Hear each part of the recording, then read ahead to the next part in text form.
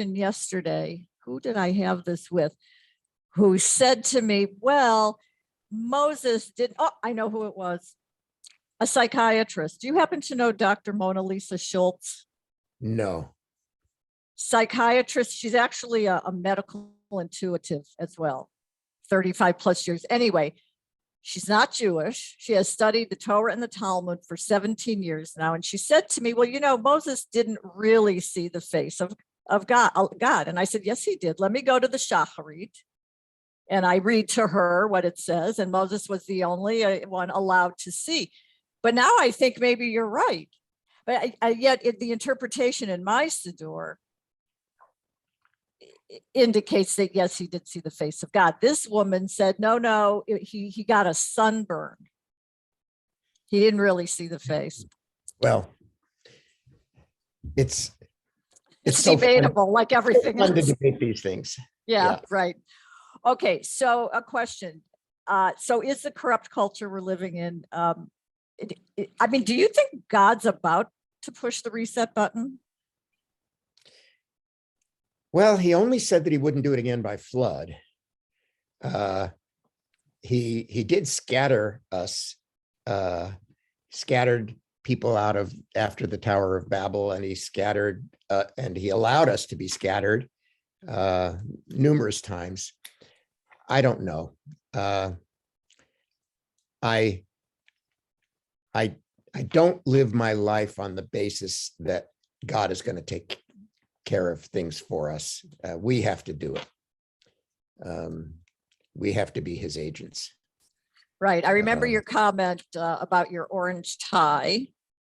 See, yes. Now this is one thing I disagreed with you on, but it's cool. You said something like, I believe God, watches us. He's observing us all the time, but I don't think he necessarily knows I'm wearing this orange tie today. And I thought, well, wait, I think he does. But well, it is the way it is. I don't have, look, there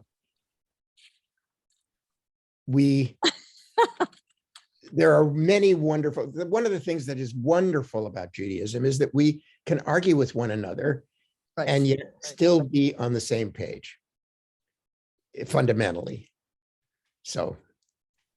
Good. All right. So, I have a couple questions for you, but it is, let's see, we're about a quarter to the top of the hour. So if anyone else has any queries for Dr. Marmer or just comments, chime in and I'll wait to save my last questions to the end. So anybody have anything? Lowell, I need to check the chat, right? Yes, please. Yes, I need to check it. Okay, I can't do two things at once, but I have a question. Yes. I don't know if it's an appropriate question because it's a question about conservative Judaism. I'm not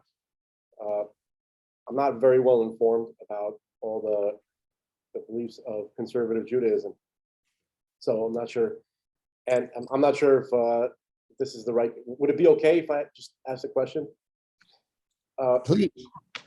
Okay, so does conservative Judaism believe that the Torah is divine as was given to Moshe Rabbeinu, to Moses, letter for letter, in that respect, or do they believe that it was inspired by being in proximity to something divine, but still somewhat affected by human limitation? And are you asking me? Yeah, I that's what I wasn't sure if that was an appropriate question. I'm not asking you to defend anything. I was just curious because you guys did mention it several times, and I just had this. I wasn't sure.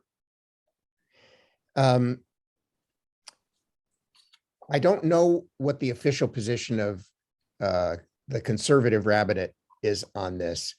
I can tell you for myself that I believe that God influenced the writing of the Torah. I believe that when it says, and God said, that he said those things that are quotes. And whether he dictated it or whether he influenced it by divine energy that somehow or other penetrated extra holy people is not essential for me to decide. I believe in the divinity of the Torah in more of a metaphoric and symbolic way than in a literal way. Does that respond to your question?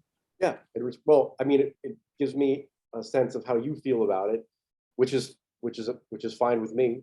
Okay, no, I wanted to understand, because when their discussion was going about the necessity for revitalizing conservative Judaism, I recall myself when I was looking into it, right? When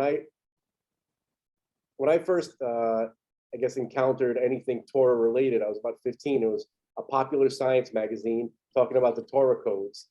And that fascinated me because it led to questions and more investigation. And I made a personal conclusion based on everything that I'd seen and the mathematical nature of the text of the Torah as a document.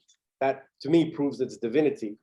So I wasn't sure how the approach that other people had towards the Torah and how they felt about it, and what motivated them to care what it has to say. Because if it wasn't for the mathematical perfection and the divinity that I perceive, I wouldn't understand the necessity of caring at all what it has to say. It could be just like any other document from any other religion. We're on the same page on that. I certainly believe that the Torah is divine, that God's energy created it. Exactly how? I mean, it's kind of like it resembles a little bit philosophically the question, okay, did God create everything all at the same time, or did God work through evolution with intelligent design to get to where we are? And so did God literally dictate every single word to Moses, who wrote it down like a stenographer? Or did God work through a process that put his ideas into people that are still divine? It's not something that I worry about a lot. The Torah is divine. That's good enough for me. Gotcha. I just had a curiosity. I wasn't sure how other people felt toward it. This wasn't a witch hunt. I just wanted to get somebody else's perspective. Good. Okay. So we have a comment here. This is kind of cute. So from Cynthia says to Dr. Marmer, she says, if preachers would listen to a rabbi before Sunday, they would be a better preacher. One second. She wants to know, have you reached out to Protestant preachers, Catholic? Have you reached out to them in any way? My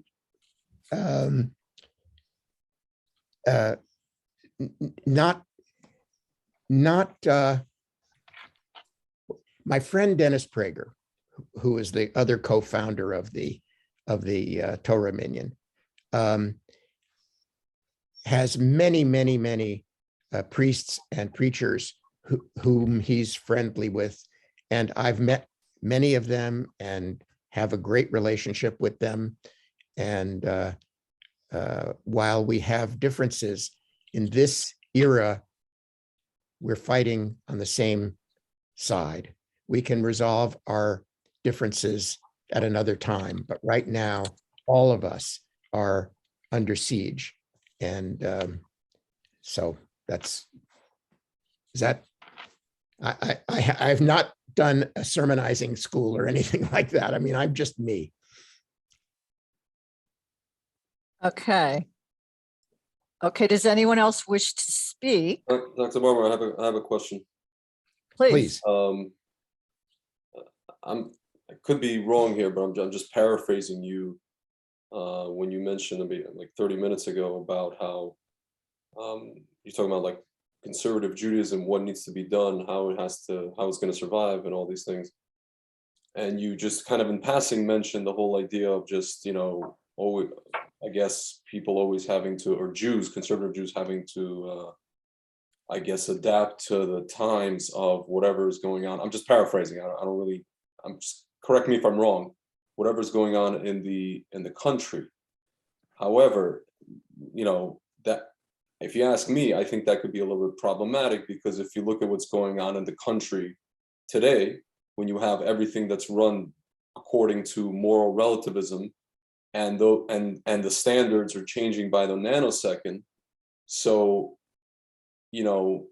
what are you adapting to? On top of that, isn't it the job of the Jewish people, and this may sound whatever you want to say, politically incorrect to some people, isn't it our job to lead the way? Meaning, even the founding fathers, the reason America, everything you described about America and its greatness, even the founding fathers, when they founded America, they took these principles from our documents, from the Tanakh, specifically from the Tanakh, not even the New Testament, specifically the Tanakh, the prophets, and all these other books. So as far as adapting to X, Y, and Z of America, you might as well say at this point we have to adapt to Sodom and Gomorrah, which has, God forbid. On top of that, it seems like we have to be leading the way, but it doesn't look like we're leading the way, given that 75% of Jews are voting, vote the way that they vote, and behave the way that they behave, and think the way that they think. I'm talking about in America. So yeah, it's a little bit of a loaded question, or maybe a comment, but what do you think? It's a legitimate question, but it misunderstood, or maybe I didn't say properly what I meant. There's a little tiny part of the cell called the mitochondria. It's the energy factory in the cell. It's minute.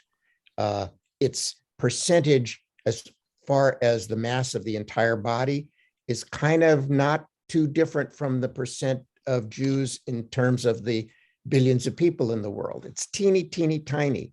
Without it, the person dies. I believe that the Jews are the mitochondria of civilizations, that civilization will cease to exist if Jews practicing Judaism and its values cease to do so. So yes, our job is to spread the revelation at Sinai to the world and get it to understand those values. At the same time, we're not living 3,500 years ago. We adapted to the destruction of the temple by revising our theology on sacrifices. There are a lot of things that we do to accommodate to the way the world actually is, but we must never abandon the core principles and values of what we stand for, because if we do, the world will collapse and come to an civilization will come to an end. And it sounds melodramatic for me to put it that way. So and we've done that. How did we go all over the world and still and make a living and prosper and sometimes be parts of governments and so on and so forth, and yet and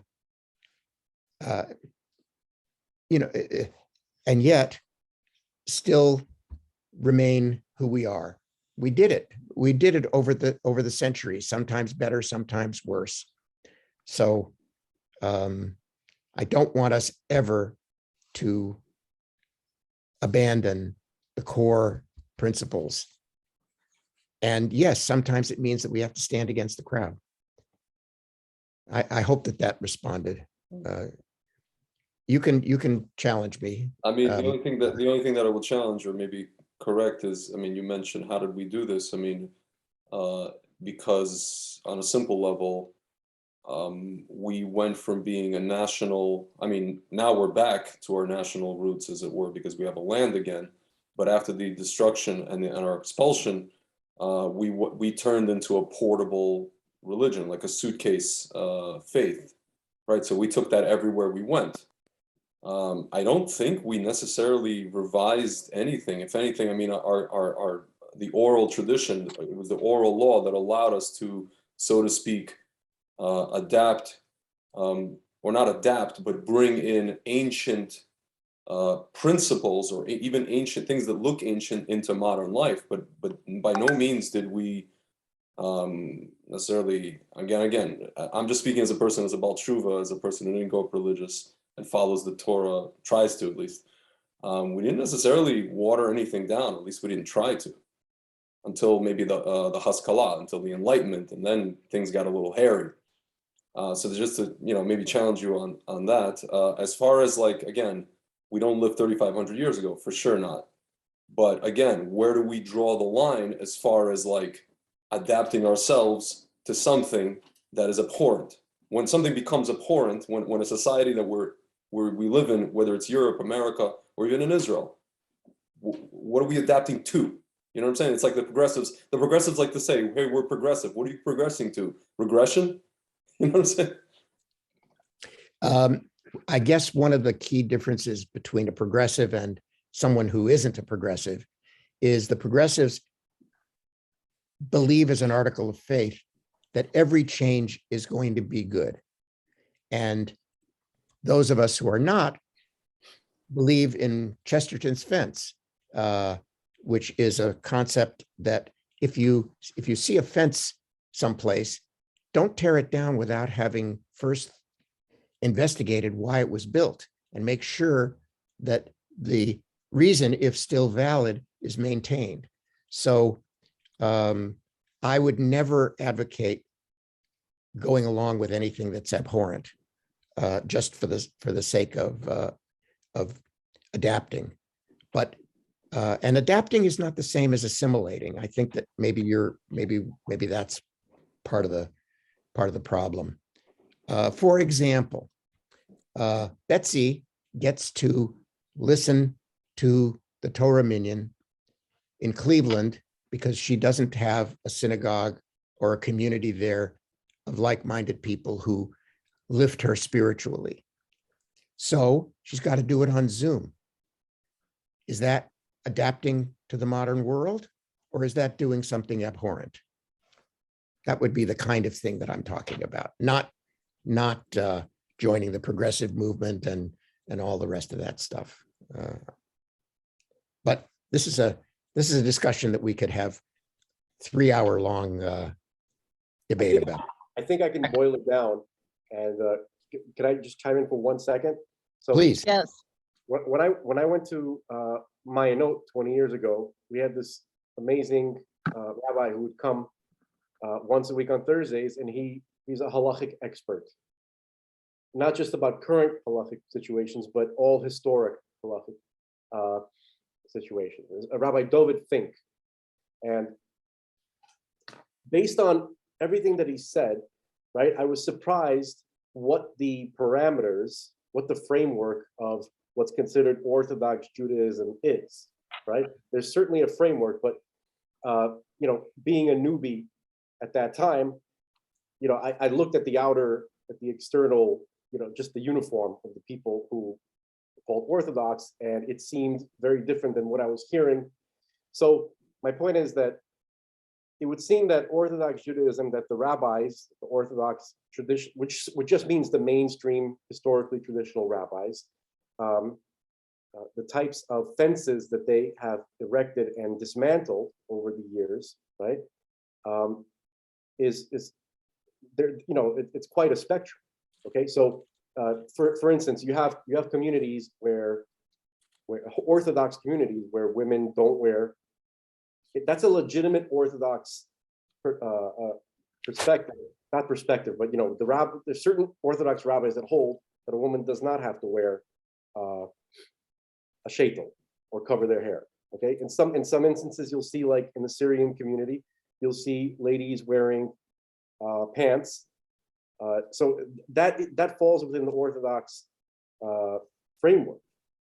And so, and even the example that you mentioned about using Zoom, I don't know specifically, I'm not a halachic expert, but even within the Haredi world, right? There were opinions, I think most famously by Rabbi